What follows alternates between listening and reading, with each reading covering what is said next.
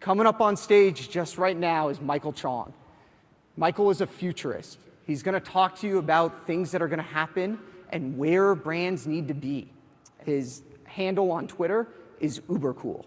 You better be pretty freaking cool if your tag is ubercool. So without further ado, please welcome Michael Chong.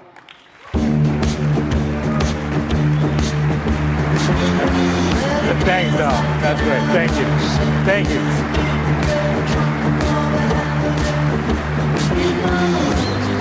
Thank you. Thank you. Good morning, ladies and gentlemen. Today, I'm going to help you unbox your thinking to create innovation breakthroughs. Now, in my innovation workshop at the University of San Francisco, I teach 4 basic rules to help propel innovation at your company. Now, the first one is an obvious one, borrow from the Silicon Valley model, right? Incubators, hackathons. The second one is think different. The third rule is look at your customer and look at emerging trends and how they're changing that customer. We're going to do that today. And fourth, last but not least, let's analyze some successful innovation case studies, which again we will do today. Now, bottom line, you can set all these boring rules aside. It's all about inventiveness. I want you to be as inventive as this rat a few days ago.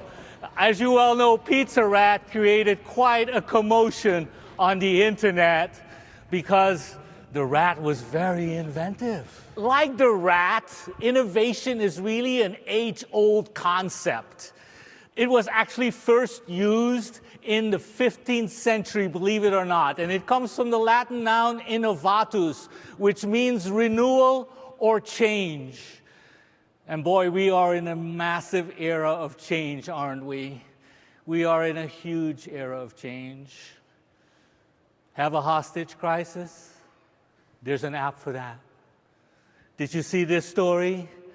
A woman was held hostage in Florida, and she was able to use her Pizza Hut to call for help. Wow, that's inventiveness. And that's all being made possible by a huge, potent force of change, the smartphone. The smartphone is a huge force. As the Wall Street Journal says, the tech cluster has never been a more potent force. Agents of social, political, and economic metamorphosis. Can I show you the face of metamorphosis? Can I show you one photograph that sums it all up? Yes, iPhone love. It's worth crying over.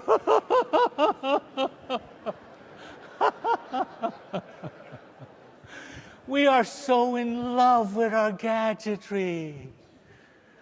As the Pew Research Center confirmed just a few weeks ago, 3/4 of us just fidget with our phone, even when there's nothing to do with it.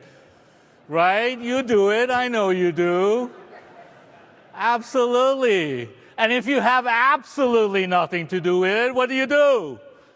You take a selfie with the Pope. The Pope is in America. God bless America. But the iPhone delivery on the East Coast is screwed. That's making the headlines. But the most famous selfie of all, the one that you remember best, I'm sure, is the one that Ellen DeGeneres had Bradley Cooper take at the Academy Awards. And when Ellen posted that as a tweet on Twitter, she got 3.4 million retweets, which still stands as the record today. But in her tweet was a wish. I wish Bradley's arm was longer. 6 months later, we had half a dozen selfie stick competitors. Can you believe it? By Valentine's Day, even the president was caught clowning around with a selfie stick. A few days later, Condé Nast Traveler said the selfie stick is the hottest hotel amenity of the moment. By spring, selfie sticks were banned everywhere. This all happened in about 1 year. And then this week we find out that selfies kill more people than sharks. Don't take too many selfies. Watch out. Lesson number 1, ladies and gentlemen. Opportunities to innovate can come from anywhere at any time. Another particularly interesting case was the Sony hacking case. You remember that from earlier this year. Sony ended up distributing a movie in a completely untested digital channel, but made $31 million in the process. Of course, this is the same company that put all its passwords in a password directory called passwords and labeled all the files passwords.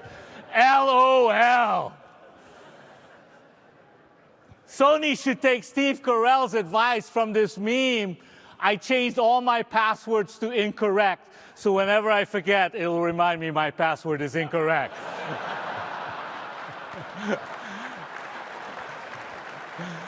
Now that's a great password strategy. Lesson number 2, disruption equals opportunity. And there is no greater platform for disruption today than the Uber trend. Now you're asking me, what the hell is an Uber trend, Michael? The Uber trend is a massive wave that cascades through society, leaving many sub-trends in its wake. And what sets the Uber trend apart from regular trends is that Uber trends change American values. Regular trends merely skim the social surface. And you've already been witness to one of the biggest Uber trends happening today in America, the digital lifestyle, the marriage between man and machine. The computer is becoming us, and we're becoming the computer. Don't believe me? When you get tired, you crash. And you love to multitask. And because you love to multitask, you're forgetting more, so you need memory protection. Those are 3 core traits of the CPU, or the central processing unit of the computer. And the biggest value change taking place in America today is our love for technology. In fact, an artificial intelligence researcher in the Netherlands believes that by 2050, we'll be marrying robots, and Massachusetts will be the first state to allow it. Do you think we'll find robot love, anybody? Do you? Do you? No? You don't think so? Let me give you a piece of advice. Don't knock it until you try it. Okay? That's all I'm saying. All right? I mean, have you seen this animated GIF doing the rounds? Please note that Boston Dynamics is a subsidiary of Google. Wow. When I showed this in London in February, a CNN reporter told me that they had gotten hundreds and hundreds of complaints about animal cruelty after they ran this story. Animal cruelty? Robot love. Think about it for a moment. And how about this one? I love this Tesla Refueling Bot. Take a look at this thing. Wow. I know what you're thinking. I know what you're thinking. You dirty rats. You dirty rats. But you don't have to go far. You can just go to Cupertino, California to see this emerging robot culture of ours, where you will be met by Butler, the robot bellhop, right? And I don't know if you saw this story on CBS earlier this year. I thought this was interesting. Just meet the front desk staff. Please ask me your request, but don't ask me a difficult question because I am a robot. Don't ask me any difficult questions. The robots are already starting to resemble their human counterparts. They're ready for customer service. But our love for technology knows no bounds. And that is indicated by this survey that suggests that 55% of auto buyers are inclined to buy a partially autonomous vehicle or a self-driving car. And you know what? If they had been told that they could text while the bot was driving, 95% would have said, "Count me in," right? That's the idea behind this Mercedes-Benz announcement of the self-driving truck. Notice that the truck driver is using his tablet. Wow, that's crazy, right? Now, you're probably telling me, Michael, what relevance does this have to my business? There's a research firm in London who says that by 2030, robots will begin to replace lawyers. Let's all give a hand for this prediction. Yes. And my apologies to all lawyers present. Did you see this survey on CNBC last fall? Nearly half of Americans have cut back on spending on food, on health care, on travel in order to afford more tech gadgetry. Now that's a value change, and a big one. And they're going to have to save up their dollars because there's a heck of a lot more of that tech coming down the pike. I'm sure you all want one of these connected crock pots. Wouldn't it be fun to fire up an app in the office and say, "I just started cooking"? I know you want one. That's very cool. Now you're probably saying, "Michael, I can't manage all this tech at home." Just call on the 6-year-old IT department you have running around the house. Because you know as well as I do, they know everything about it. And they'll get everything fixed in no time. They're part of the digital native generation. These kids that are growing up and that take everything for granted. Par for the course, they say. And why not? They're growing up with coddling things like this Fisher-Price activity seat for iPad. Can you believe this? Can you believe this? Isn't this crazy? But my favorite is the digital iPotty. You know, because baby needs to multitask while she poops.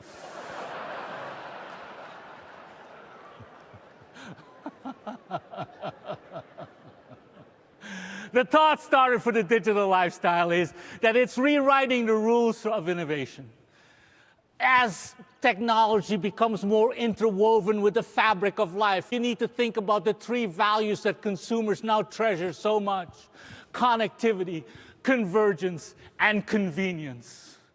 Can you name a perfect example of this? Yes, you can. It's staring you right in the face. It's Chili's tabletop entertainment tablet. Connectivity, convergence, and convenience. Now, another Uber trend that is sweeping our world is the unwired Uber trend, or as I like to call it, control freak generation. This is the untethered trend.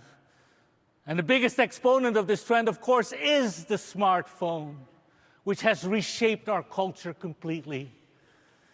And it's all of these apps that bring about all of this change. Think about it. When you used to travel, you used to have to ask a concierge at the hotel for recommendations for restaurants. Not anymore.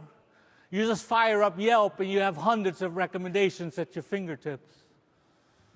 Or think about Airbnb for a moment. Airbnb has brought to the homeowner the same facility the airlines have enjoyed for at least a couple of decades. But now it's called home optimization. And that allows them to optimize their inventory. And look at it, they announced that they have hosted 17 million guests just this summer alone. This makes Airbnb the world's largest hotel chain. That's disruption. But there is a dark side to these apps. Something that Libby Copeland tried to allude to in this article she wrote for the Washington Post in 2006.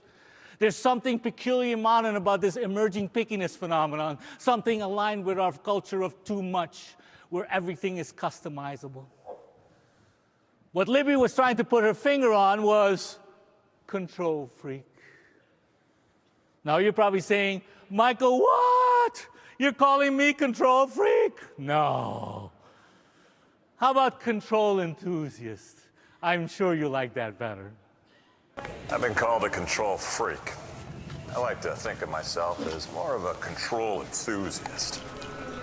Control, sexy. So the upshot for the unwired Uber trend is that we're creating a highly mobile and independent lifestyle that is in love with America's favorite value, freedom. Freedom to decide when, where, and how. So let the consumer control the process. They want to anyway. Can you name a great example of this Uber trend? It just arrived here in Las Vegas. Oh, that's a tip. Uber, exactly, excellent. Uber, Uber. If you've ever waited for a cab on the way to the airport, you know of which I speak. Where's the damn cab? I've got 15 minutes. Drives me crazy. Not so with Uber. There's a small icon on the map to tell you where the car is. And it gives you an update in time, 15 minutes before it arrives. Control freak delight. Now you know why the company is worth more than $50 billion. It's reinventing the global transportation industry. And that's worth a lot of money. Now, another Uber trend that is very closely aligned with the unwired Uber trend is the Uber trend of voyeurgasm, or I like to call it the I like to watch Uber trend. This one got a kick in the pants, literally and figuratively, with the beating of Rodney King by the LAPD. And it has spurred all kinds of things like YouTube. Instagram has 400 million users. Selfies. And what it suggests is that one day everything will be digitally recorded. That is what it's spurring. And it's behind things like celebrity worship syndrome, which has spread around the world thanks to America. Or one trend that you may see in restaurants, transparent kitchens. Because what better way than to have the customer keep the staff in balance and checked by having them peer into the kitchen. And the next time that you dial into a financial channel like Bloomberg or CNBC and you hear these words spoken, you will remember the voyeurgasm Uber trend. I have no visibility. That is a clear exponent of this trend. I have no visibility. I like to have visibility because I'm a control freak. So, the upshot of the voyeurgasm Uber trend is that it's creating a society that's obsessed with celebrities and reality shows and all these other voyeuristic pursuits. So why don't you cater to them by allowing them to peer into your innermost processes because they want to. Transparency is the name of the game for the future. Okay, let's talk a little bit about innovation. There was a huge sea change shift in the 90s when McKinsey asked in 1991, do you want to be a category innovation leader or do you want to be a category innovation follower? Believe it or not, 26% answered, we want to be followers. By the end of the decade, as you can tell, 95% said, we want to be category innovation leaders. That was a big shift. Now, there were many factors that drove this change. China, increased competition, and let's not forget the internet. But it was also due to books like Clayton Christensen's The Innovator's Dilemma, which was released in 1997. But the biggest change occurred the following decade. In 2001, Apple was a company on the ropes. Its revenues had declined $3 billion. And then it introduced the iPod. And then in 2007 came the iPhone.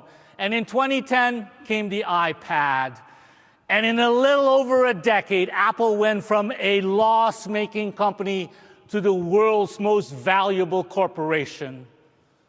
That is an innovation success case study.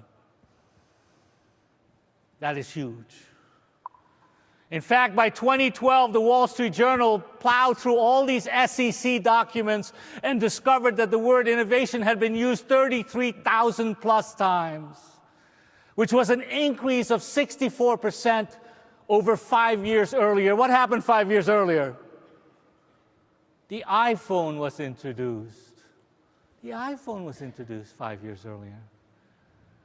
That same year, Forbes said, Apple's iPhone business is larger than all of Microsoft. Now you know why you've seen Bill Gates all over the news media drinking recycled wastewater. The man is trying to commit suicide. And I would too if I saw that happen to my company.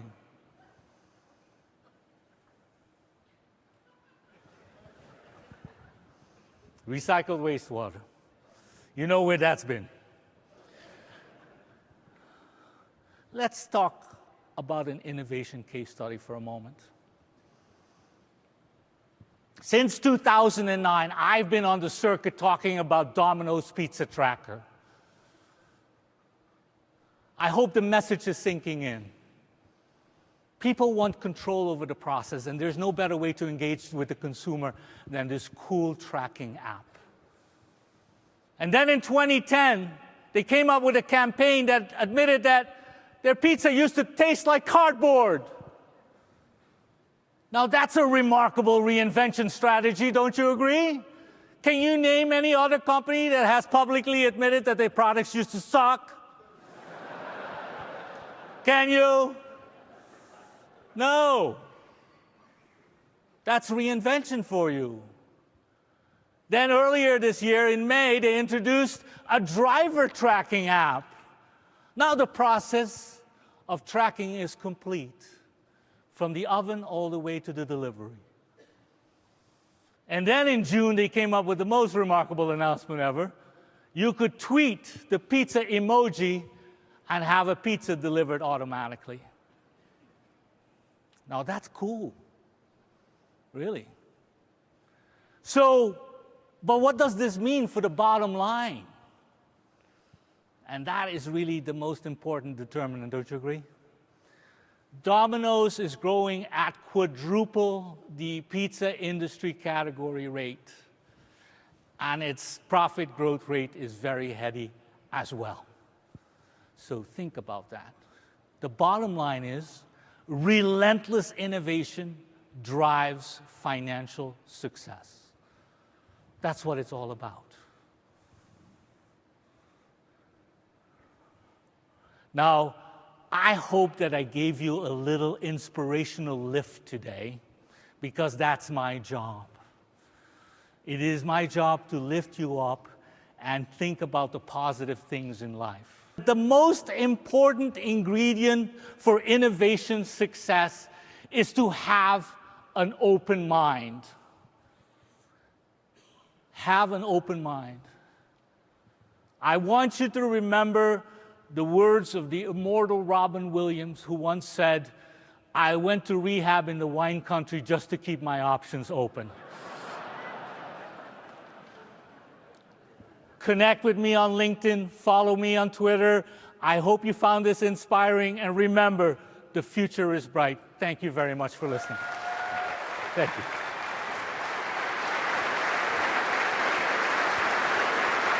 Michael. Thank you, thank you. Here, let me. Michael Chong. Thank you, thank you.